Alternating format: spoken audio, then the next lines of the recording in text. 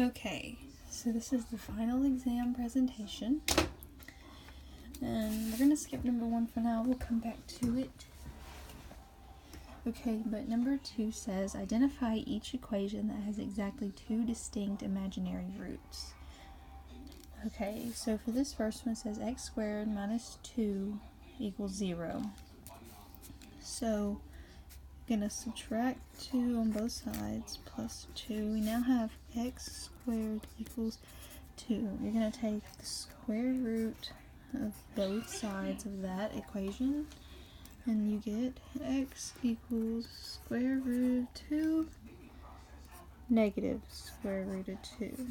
Okay, so this first one is definitely a distinct imaginary root. For the second one, we're going to use a quadratic formula, so we're going to move it over here. X squared minus 3x plus 2 equals 0. You label them A, B, and C. Write down the formula. B, opposite of B, plus or minus the square root of B squared minus 4 times AC divided by 2A. So now we're just going to plug this into the formula. So, opposite of B, negative 3B. 3 plus or minus the square root of negative 3 squared minus 4 times 1 times 2, all divided by 2 times A, which is 2 times 1. Okay, so we have 3 plus or minus divided by, oops, oh my goodness, okay, divided by 2. Okay, let's plug in the calculator.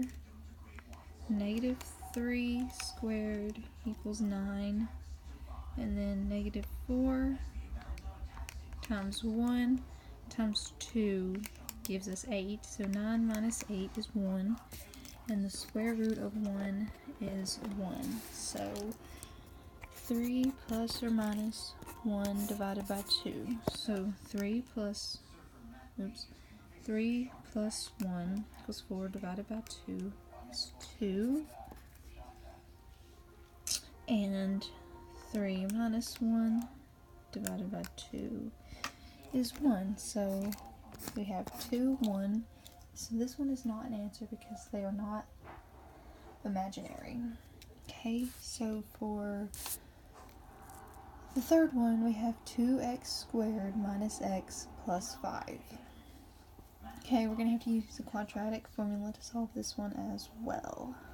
Okay, so 2x squared minus x plus 5 equals 0. Label them A, B, C. Okay, so we have opposite of B, should be x, not negative x, sorry.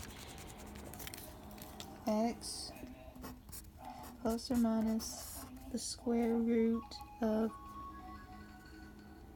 negative 1 squared minus 4 times 2 times 5.